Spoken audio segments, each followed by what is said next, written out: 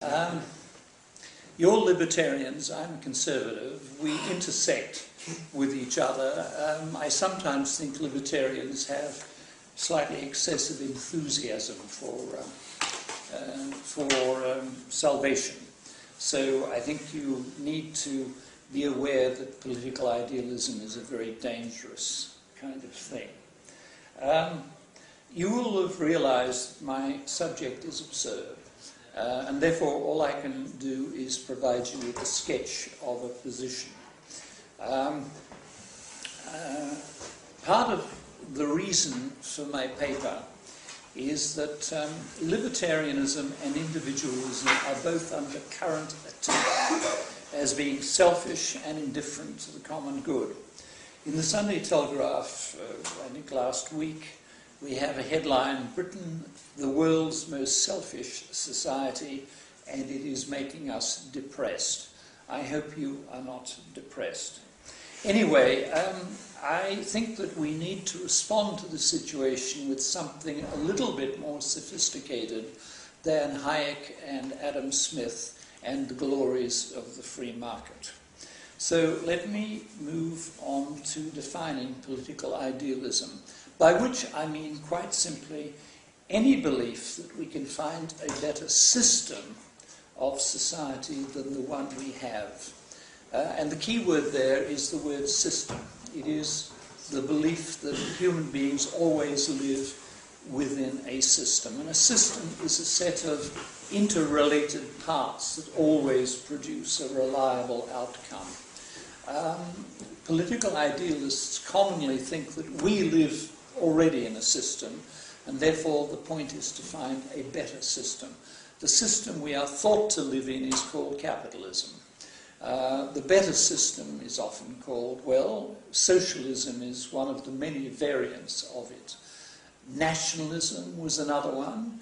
The view that if only the empires of the world could be broken up and humanity was a set of discrete, totally independent national units all governing themselves, this would be a better world. Or the Adolf Hitler's view that there is a racial hierarchy in the world which has been confused by a number of vile and ideological people, most of them Jews. And if only we could get the racial hierarchy straight, then we would live in a better world. That's a different system which he tried to bring about. So the vogue for systems is, can I think be dated fairly precisely to the thing called the Enlightenment. So let me plug it in to the legend of the Enlightenment. I say legend because what the Enlightenment is a major question of dispute amongst historians in many ways. But I think somewhere around 1700, a lot of people, particularly intelligentsia, advanced thinkers and so on, abandoned the belief that we lived in a fallen world, the belief you get from Genesis and so on, and moved into the idea that we don't live in a fallen world, we live in an imperfect society. And here were a set of people who were developing a technological civilization of great force. And what you do with imperfections is you get rid of them. So the project became creating a better system than the one that we already had. And the history of European politics since about 1700 is, I think, the history of people with new conceptions of what a good system would be, trying to bring it about. What this meant was that politics moved into two gears. Whereas previously there was the ordinary governing project of kings and ministers in which they sustained whatever beliefs about justice they had, and they fought wars and they grabbed territory and did all the usual things that states did and had been doing. But secondly, there was another level of politics at which there was a hope that the levers of power could be seized by people who took seriously the idea of a new and better system. And obviously, the French Revolution was the first great triumph of this political idealism, and so was the Bolshevik Revolution and many other revolutions that have happened since. We thus need, according to political idealists, a better society. The question then becomes, what constitutes a better society? You can do this, you can answer that question either empirically by looking at what most societies are like, but I shall take the short, a priori shortcut. Most people living in societies live on the edges of starvation. They've got lots of enemies. Life is pretty unsatisfactory. They have to work too hard for what they get and all the rest of it. What they basically want is to live within a harmony, a harmonious society. What is the key to a harmonious society? Well, it must be managed from the top to the bottom, so that you have a ruler at the top who has the right ideas, and then you have intermediate stages right down to the family. And the family is ruled usually by men, but then the men rule the women and children, but then the women run the children, and then the elder children run the younger children. So, in other words, this is a system in which nearly everybody, unless you're at the bottom of the heap like a slave, has some sort of power. Somebody is above you and somebody is below you. This is a hierarchical world. It is based upon the idea that there is one right order within which everybody should live. And this one right order is given usually in the religion of the particular society. It's given also, of course, in the customs, and it's given above all in the power which is exercised by the ruler of such a society. Now, these societies are maybe illustrated by almost any tribal society you care to mention. Tribes, I take it, are relatively small groups of people who have managed to find a way of living which is ideally adapted to whatever their physical circumstances are. They may be desert, or they may be ice or Arctic circumstances, but these are usually quite small. They don't have a written language.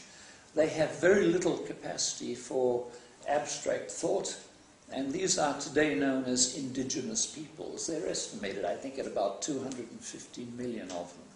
But the more impressive civilizations that belong to what I'm calling the one right order societies would be illustrated by the Muslim Sharia, by the Hindu caste system, 4 basic castes, but I think there are said to be over 200 in practice. There are many variations on the caste system. The obedience structure of imperial China, in which the elder always had authority over the younger. Indeed, authority is a European word. Politics is a European word. It's very hard to give an account of what these civilizations were like without using words which put you slightly to one side. You get it slightly wrong. You see, there's no politics in one sense anywhere else except in the European world. And politics emerged during feudalism and after feudalism and so on. It comes out of Roman civil association and the republics of the Greek classical age. But these societies that I'm talking about are all, I think, despotisms, some enlightened, some less enlightened. They have been immensely powerful and often very much richer than Western Europe, and they're all very impressive, but they have certain limits which are different from the limits with which we are familiar.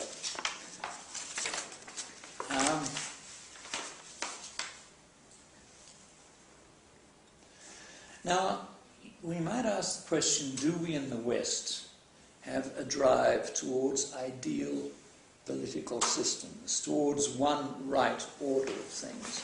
And the answer is yes, indeed we do. We have lots of them. And that is the essential point which distinguishes European societies, I think, from any other kind of societies. In the 20th century, we acquired in the form of ideologies a whole set of beliefs that were expected to transform the world, in particularly, I mean, you'll be totally familiar with this in Russia, in China, in Cambodia, in Cuba, in lots of other places. These were all new systems which were expected to be better and were usually dramatically and murderously worse than anything that happened in our own dear Anglo-Saxon and, more broadly speaking, European world. Now, the question then becomes, how do we characterize our own civilization? What is the difference between Western civilization on the one hand and what I'm suggesting to you is virtually the rest of the world, which has grown up in terms of one notion of one right order of things. And I think I would want to characterize our civilization as being ambivalent. That is to say, we are accustomed to having very various and different opinions about nearly everything. Institutions, attitudes, peoples, races, the economy, religions. We have disagreement about all of them. This is a highly contested world in which we live. Less contested, I think, than it used to be, but it's pretty notably full of conflict in a way in which one right order societies are not. The point about one right order societies is that goodness is fitting in with the order, and badness or evil is deviation from it. In our moral world, that simple distinction does not fully operate. I mean, we distinguish between legal and illegal and moral and immoral categories. These days, sometimes, God help us, we distinguish between the acceptable and the unacceptable. But by and large, there are so many opinions on all of this subject that nobody can possibly lay down the law. The point is that we have created a civil order. That is to say, an order whose relationships do not in the least depend upon agreeing with the people we talk to. Indeed, you can go one stage further and you can say that we have a certain taste for dealing with independent other people. If they're not independent, the other people we talk to, we regard them as toadies or creeps or people who are sucking up to us. We very much dislike those who do not share our sense of an independent attitude to the way we should behave. Now, we like it that way, or at least some of us do in some moods, but does not this world in which we live, this world of contestation, also have its imperfections? Well, of course, indeed it does. One of them, according to some people, is inequality. Some are more successful than others, although we certainly disagree about whether we should admire the successful or whether we should perhaps admire people who are poor and impoverished. Poverty is, for some of us, a sort of chosen way of life, and we admire them because these are people who are not seduced by luxury and consumerism and so on. So that inequality is, like everything else in the West, something that is regarded with ambivalence. Sometimes we think it's a bad thing, and sometimes we think it's quite a good thing. Another feature of our civilization is that it has long resisted becoming incorporated into an empire. You see, China is and was for a long period one single empire under one ruler, the emperor. The Muslim world never attained that, but nonetheless the aim of a caliphate was the hope that this would happen sometime. The Hindu world has been, but of course lost its primacy. So we have resisted, we've managed to resist the bid by the Catholic Church, by the Habsburgs, by the French Bourbons, by Napoleon, the Prussians, Hitler and the communists, all of whom tried to turn Europe into a single empire, and they all failed. It looks perhaps as if this may now be happening. The point, however, is that we have a very warlike history in Europe. We have fought endless wars. It's not that there aren't lots of wars and disharmonies going on amongst other people, but nonetheless, we have a fairly consistent record of fighting each other in limited and occasionally in unlimited ways. So we have class war, we have national disputes, conflicts between them. So we have lots of imperfections, and therefore, if your aim is to seek another system, there are plenty of imperfections, and you can obviously project better worlds. And I think socialism is almost the standard issue system advanced by those who want a better system. Now, there are further imperfections. There is an imperfection of a specifically moral kind, according to some people. You may have observed that what I am saying owes quite a lot to the French thinker Montesquieu. Montesquieu thought that there were three different basic kinds of society and regime. One of them was despotism based on fear, another was republics based upon virtue, and then there were monarchies, and monarchies were based upon the notion of honour. He found that he was living in a monarchy. He didn't much like it. He thought it was a monarchy almost on the edge of despotism. But nonetheless, that was what Europe was about. It was monarchical.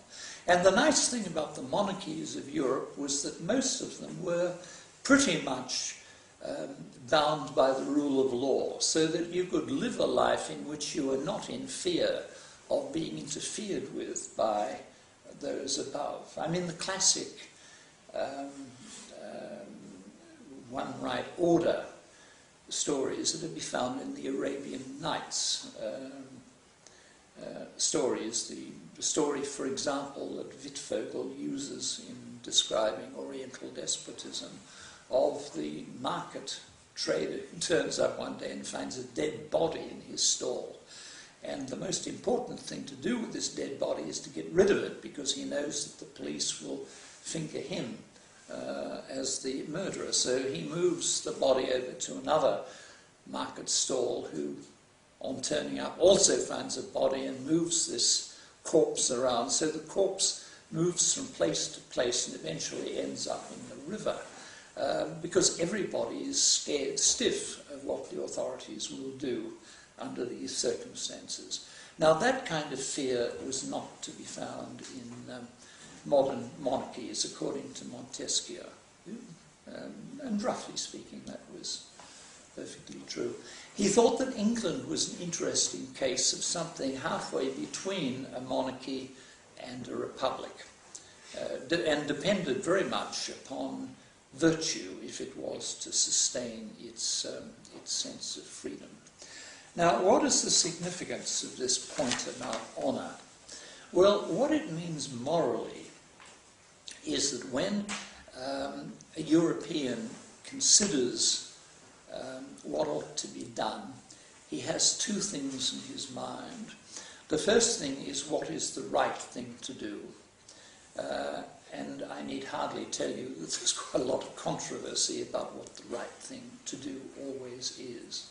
But the second thing that's in his mind is what is the relation between my action and my conception of myself. I mean, a European moral agent with a sense of the moral life knows perfectly well that he will not steal, he will not lie about his friends and various other virtues. There are a set of virtues that people have in their conception of themselves. If you're a mafioso, for example, you will not sing like a canary when the police interview you. I mean, these virtues that people have are not always admirable things, but nonetheless there are clearly these two dimensions to the moral life. Now, the interest of that, you see, is that in a despotism, according to Montesquieu, your basic impulse is guided by fear. In a republic, then your basic impulse is to do the virtuous thing, which is defined by the notion that there is a public-spirited thing that virtuous republicans do. So in other words, in a republic, if you have the right ideas in your head, you will automatically do the right thing. In a monarchy, by contrast, you might do the right thing, but the moral issue gets confused by the fact that you will be considering your honour as well as whatever the right thing to do might seem to you to be. Now, this is why the English anarchist William Godwin, for example, called the English system of moral understanding a gospel of indirection. In other words, people didn't do the virtuous thing because it was virtuous. They did it for a variety of reasons, and one of them was their own personal response to the world. So this is an important distinction, and as far as Godwin and quite a lot of other projectors of political ideals are concerned, this is a very bad thing. You see, the Bolshevik revolution in Russia was certainly not concerned in any way with the honor of a Bolshevik. There was a right thing to do, and you ought to do it. The right thing was what is best for the community, as Lenin or Stalin or whoever defined it, and you should go directly to it. So there is an important distinction in the moral world between this kind of moral world on the one hand and the notionally superior world in which people do the right thing because they have the right ideas. Now, there's a further point, I think, which is important about Western civilization in relation to one-right order states. One-right order states are remarkably uncurious about what goes on in the rest of the world. You see, the Chinese were the Middle Kingdom, and they knew that everything outside the Middle Kingdom was barbarous. Only barbarians lived outside the Confucian world of China. The Muslims were also remarkably incurious about these things because they knew that everybody else simply was an infidel who did not submit to the ruler of the universe, and therefore did not properly understand how they ought to behave, and they took no interest in these people. Arabic writers very seldom mentioned or took any notice of what was going on in Europe. Montesquieu himself wrote a work called Persian Letters, which is partly a satire about France, but partly reflects an interest in Persia. There are no Iranians, no Persians who wrote a book called French Letters, which would, I suppose, be an unlikely title for a book of this kind. Again, the Ottoman Empire, it is often said that the 18th century understanding of the Ottoman Empire was Orientalist. We didn't take it seriously enough. But there's nothing to balance it. The Ottomans had no interest in Europeans, except that they were quite simply wrong. By contrast, Western civilization is remarkably curious and inventive about the past of humanity.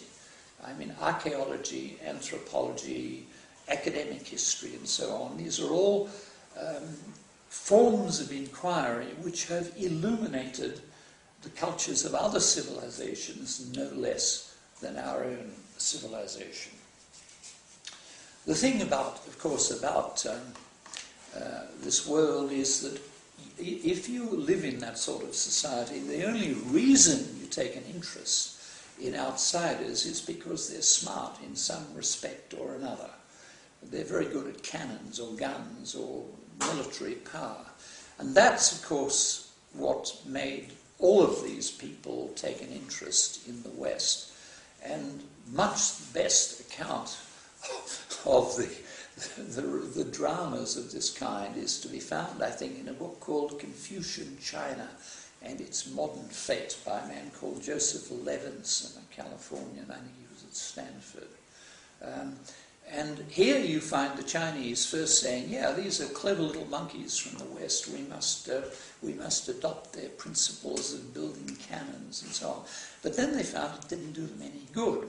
They had to advance a bit further. They had to take on board certain of the social aspects of European life, which made Europeans so militarily formidable.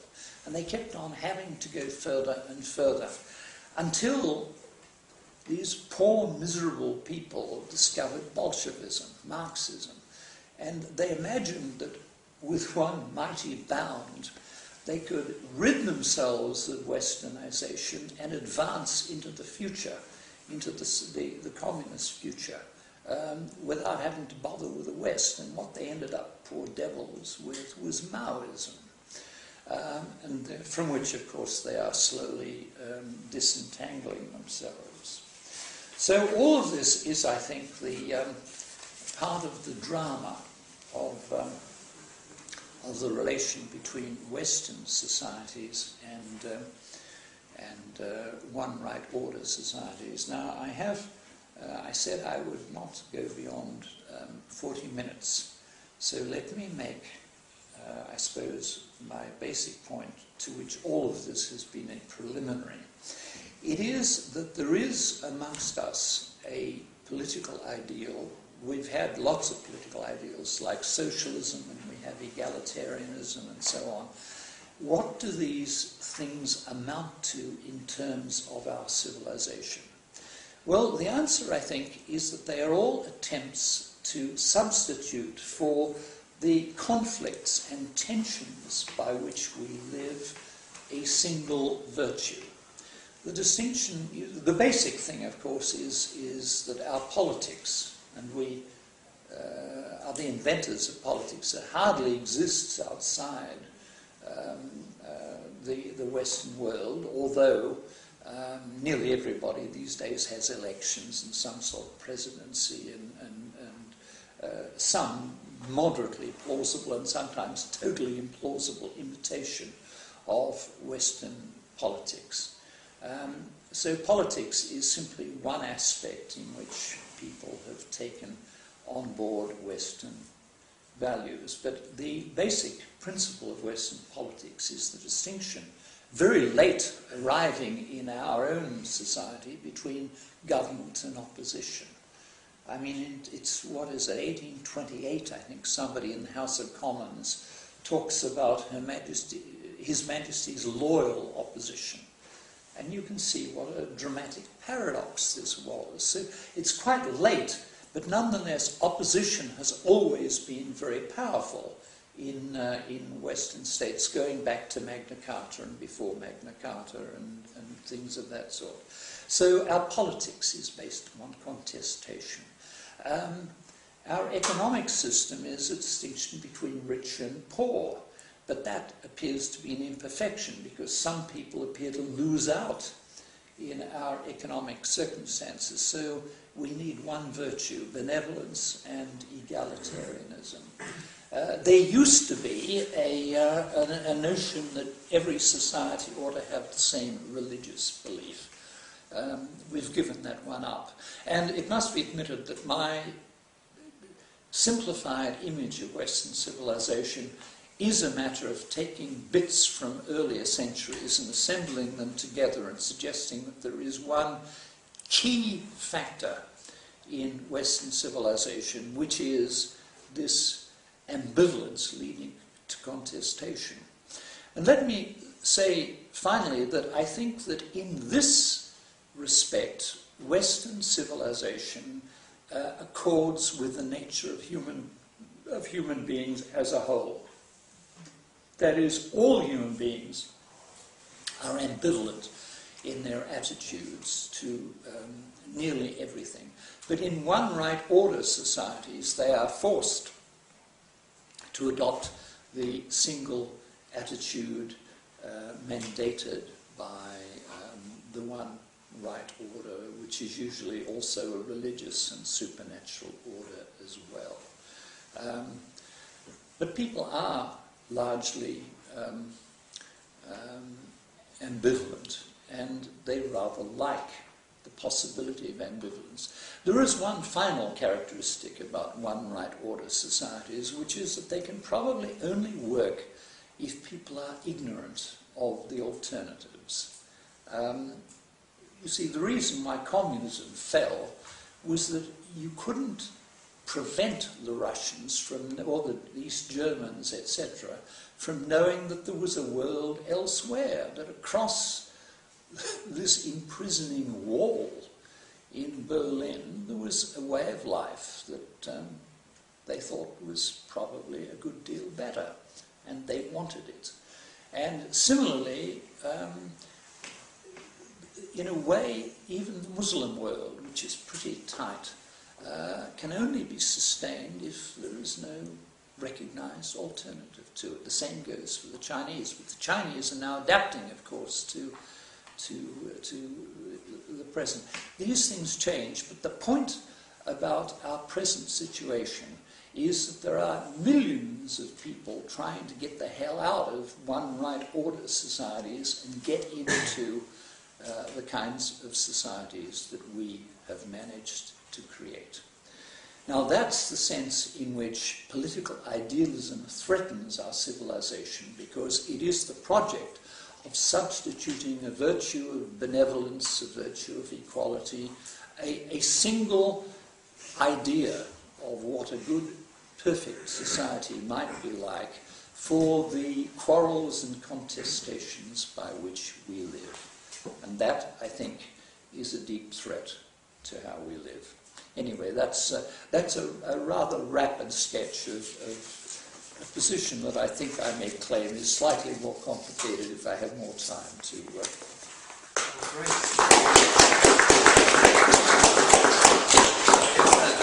Timed it well, which means you have about 20 minutes for questions. I've got about 20 minutes to field.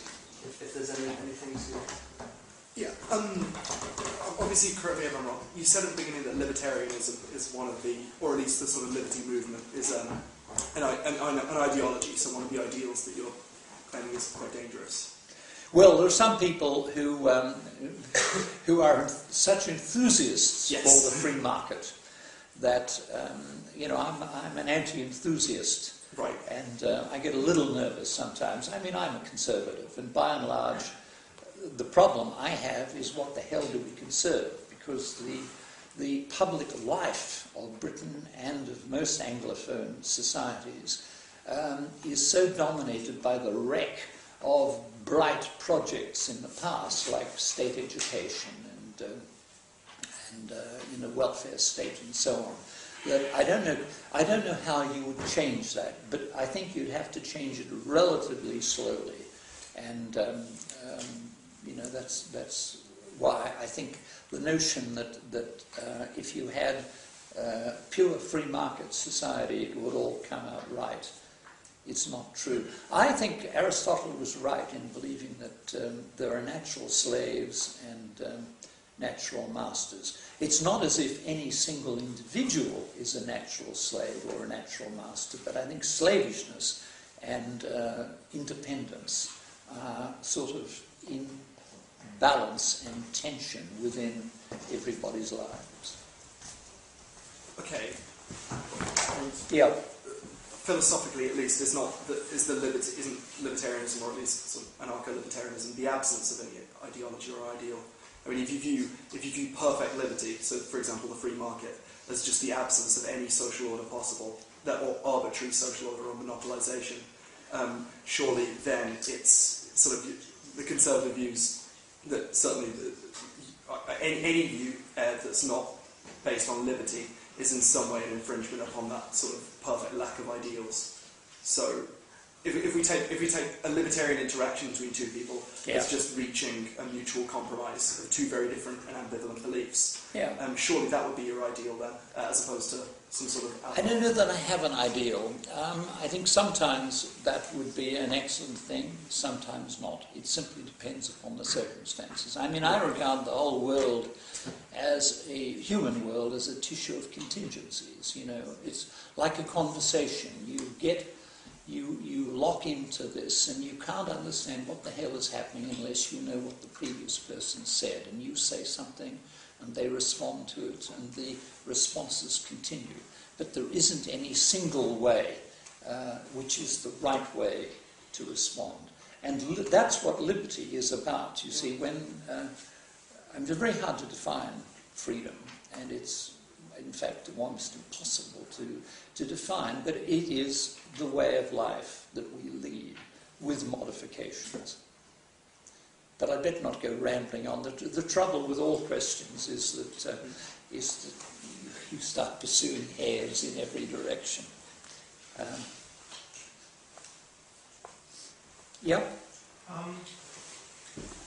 do you think effectively we went right? What was the reason that the West, Europe, turned out so different from the rest of the world? Possibly later on, where did we go wrong? That's a whole very interesting question indeed, and I think the answer would have to be Christianity is a big kick. There's an Australian called Hurst who's written a short history of European civilization in which he says it's based on three propositions. The first is that the Greeks believed that the world was logical and mathematical. The Christians believed that Jesus saved and we lived in a fallen world, and the Germans believed that fighting was fun. It's not bad. As a summary of Western civilization, it's not bad. You'd have to have an additional thing about Roman law and stuff like that. But I think that Christianity is the crucial thing. Hilaire Belloc claims that Christianity abolished slavery inherited from the Roman Empire. And it's perfectly true that Western Europe goes into the feudal period with masters and slaves and comes out with, at the end of the feudal system, there aren't any slaves around. I mean, there are agricultural labourers and serfs and people like that, but no slaves. And then, I suppose, Western Europe abolished slavery a second time, when Wilberforce and that set of people. So in other words, there is something, as it were, freedom-loving in the West, which is always hostile to slavery in any form. The crucial thing, of course, is giving to Caesar the things that are Caesar's and unto God the things that are God's. It's the distinction between the private and the public world. So there is, I think, a hell of a lot. This is undoubtedly a Christian civilization. Whether you believe in Christianity or not, these days is another question altogether. But that, it could not have happened without Christianity, I think, is, as close to a historical truth as I can find. Yep. Surely Christianity is an ideology, though. Define an ideology. Well, I thought that was your job. Yes, it is. But an ideology is a system believed to be scientific in one sense or another, telling you what would be a more perfect way of living. Christianity, although it's often dogmatic and has its persecutory moments, describes itself as a faith. Now, science has often toyed with the idea of certainty. You know, can we have certain knowledge? In Bacon and Descartes and so on. Christianity sometimes behaves in this way, but basically it sees itself as a faith. Now, faith, it seems to me that the use of the word faith to describe all religions is amongst the confusions of life. I don't think Islam is a faith, it's a certainty. That's what it's believed to be. I don't know what the logical basis of Hinduism is, and they're trying to get rid of castes and all that sort of thing.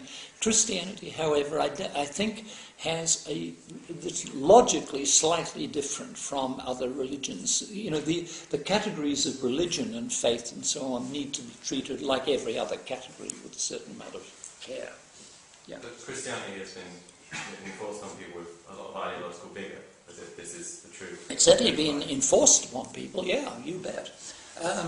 Beliefs have, but that ideologies are often forced upon people. It does not follow that whatever is forced upon people is an ideology. This is converting the A proposition, it used to be called in logic. So the Catholics are enforcing a faith, whereas the Muslims are enforcing an ideology? Is that No, Muslims are enforcing a religion. It's certainly a religion. The question is, what is the logical basis of it? Now, the belief is the belief in Islam is that this is the word of God directly, transmitted, and is therefore authoritative, and nothing else can compete with that. The Christianity has aspects of this. I mean, Islam is a kind of amalgam of Judaic and Christian scriptures, but I think it's different in that you see a saviour who gets himself crucified on the cross is a very different kind of saviour from a prophet who has a sword. If you go to the Topkapi Museum in Istanbul, you will see the sword of the prophet and of the first caliph, the second and the third caliph. These are people with swords in their hands. They're a different kind of thing from Christianity. God flooded the whole... Sorry? God flooded the whole of the world, but that was God massacre. what? I haven't... Christianity is based on violence, though, no? They're all based on Is violence. it based on violence? Do you see I mean, the conceptual idea that Christianity is just violent and fluffy? No. Christianity is like any other human belief. It is full of, a vehicle of folly and occasionally a vehicle of wisdom. In principle, it is a belief in peace and forgiveness. This is, however, a gang of people who are militarily extremely competent. So it's not that they can't fight, or that Christianity is incompatible with military force. But the status of military force is different in these various civilizations, isn't it? You can't see a difference, is that right? I can't really see that you justify the difference. I mean, I don't know enough about evil religion. I don't know how you justify it or anything else. The question is, what is the difference? Well, you're saying that a Christian society is less violent than an Islamic society? No, I mean, I'm sure some Islamic societies are much less violent than, say, the Inquisition in Spain. But what follows from that? I just don't really understand the point you're making. In that this exception... Now, which is the point? Formulate the point you do not understand. Well, that Christianity is this faith that didn't really form itself as an ideology, because it wasn't at the end of the sword, as was Islam. I don't think there's any profit in trying to decide whether Christianity is an ideology, simply because it raises so many definitional questions that we slide all over the place. I think Christianity is, the ideologues were invented by Destutt de Tracy in, 1798 or something. The whole idea of ideology was then developed by Marx and Engels, and it plays an important role in European politics and everybody's politics since that time. Religions are a different kind of thing. I mean, they have a lot of affinities with ideologies, but you see, unlike ideologies, they are not usually perfectionist claims to a better system or a better world. I mean, Christianity is essentially, you can't make a perfect world. You know, it's human beings are creatures of disordered passions and nothing straight, as Kant famously said, of the crooked timber of humanity, nothing straight can be made. That's a straightforward Christian doctrine. I think in Islam, if you had total obedience, you would have a perfect world. But I don't know. I mean, these are... I'm no expert on Islam, but... or indeed on Christianity, for that matter. Consider a couple other questions. Yeah, sure. Well, just going on what you were saying, is it the case that this distinction is more about that in Islam, then it's become very politicized, whereas Christianity is not politicized? Is that kind of what the point you were trying to make? Or? I don't think it's the point I was quite trying to make, but it is a perfectly good point that the people who are often called jihadists are a kind of westernized version, politicized version of Islam. That if Islam as a religion is completely different from people, you know, massacring or blowing up people, but there's a lot of political Islam around, and Muslims do seem to have in large numbers a certain weakness for bombs and stuff like that. But I think it is legitimate to say that that Islam as a religion is quite different from that. Yeah. So I think that your sort of excursion into influence of Christianity is trying to explain what it takes to be an exceptional level of pluralism in the West. Right? So exceptional level of pluralism. Pluralism. Well, Yes. I think that this is what you mean by politics, right? Yes. So you said politics doesn't exist elsewhere, which I think to be clearly false. But I think that your claim that is something like pluralism. There's exceptional levels of pluralism in the West. Yeah. And so I think that your sort of mention of Christianity is trying to explain something of that. Yes. But it seems to me that it might be more accurate to take the views of someone like, say, Rawls, who thinks that pluralism is the result of certain institutional structures, right? So when you have a free society, when people are allowed to use the free use of their practical reason, they're going to come to very different views of the world. Yeah. Right? So we have free institutions lead to ideological pluralism, or pluralism about beliefs about the world.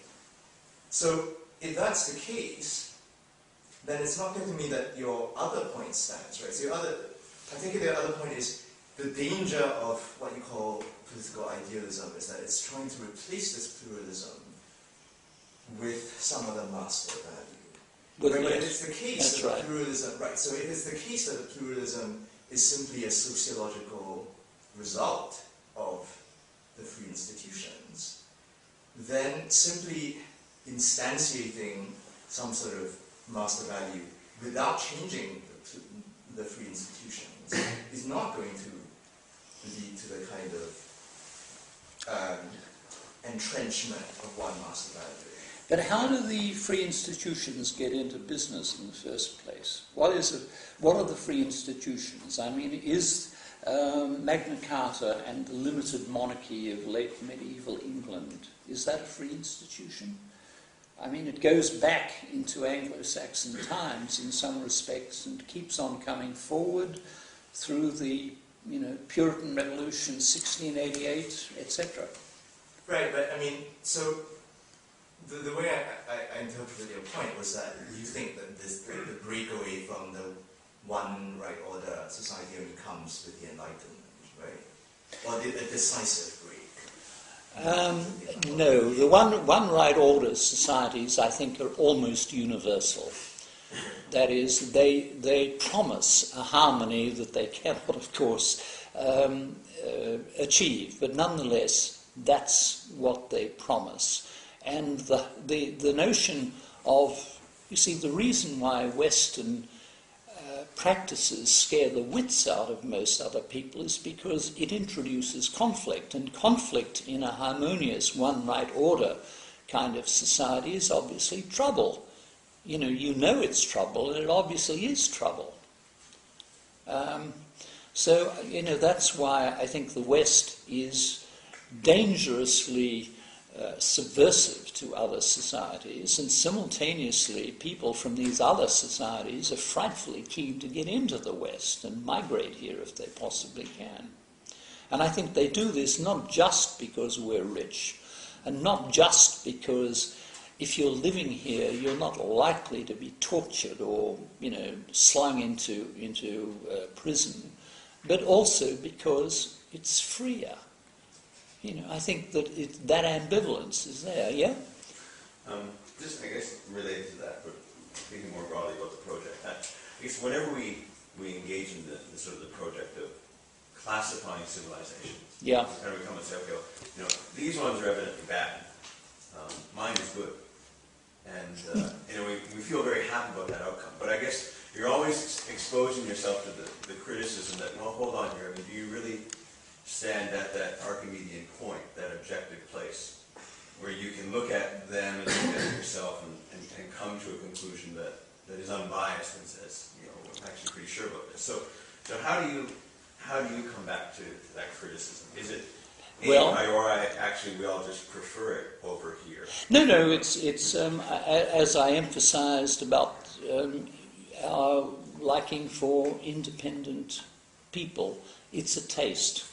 And it is in respect of these matters that Western civilization has something that other civilizations do not have, and it is at least a matter of some practical interest that people want to get into our civilization rather than get out of it. People don't very much want to get out and live in in other kinds of orders. So. Multiculturalism is, I think, perfectly right in that you can live perfectly fulfilled life in a tribe or in any civilization, that all of them have to cope with problems of life and death and happiness and relations and so on. So they all work perfectly well in their own terms. What the West has forced upon the world is comparison. People now, on seeing things on television, understanding, books spread throughout the world, we now live in a common world. Muslims, Chinese, nobody knew about the rest of the world pretty much until about 200 years ago. And since then, all of that information leads to all sorts of beliefs, many of them idiotic and so on.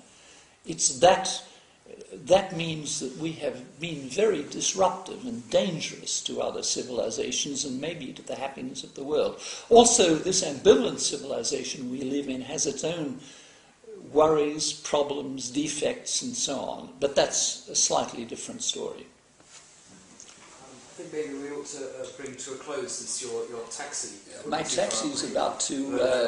He's probably getting impatient. Yes, he's stepping on the gas in just a minute. Yes. One more question, if anybody has one. And, yeah. Actually, I haven't quite formulated this in my head yet, but you mentioned that you weren't quite sure about what to be a conservative about, and I was thinking I'd like to hear you expand on that a little bit, because obviously, the caricature of the conservative is someone in a little town village who wants to protect everything, but you seem to be implying that you'd like to protect diversity and... I don't know quite. I'm hopeless at making any practical suggestions about what should be done. But the question arose with Margaret Thatcher: was she a conservative or a crazed libertarian, as some conservatives thought? And the answer was, I think, given by a friend of mine now dead called Shirley Letwin, who wrote a book called The Anatomy of Thatcherism, in which she said that Thatcher was not consciously doing this, but nonetheless the point of conservatism under Thatcher was a belief that the virtues of the English had become distorted in a sentimental way. That is, that courage, self-control, and so on had been subordinated to benevolence, talking your problems through, all that jazz. And that the point of Thatcher was really to restore something that was already there. It wasn't a change, it was just sort of restoring something. And that, I think, is an interesting and plausible view of Thatcher's time. Everything has got worse since then, of course, and I don't know quite what the hell you would conserve, because at every point you run into some lunatic project dating from the last 100 or so years, some radical project which was supposed to produce a bit of perfection and hasn't. You know, but we quite like it. We've learned to live with it. But I think there are problems with it. Anyway. Yes, well, if we might thank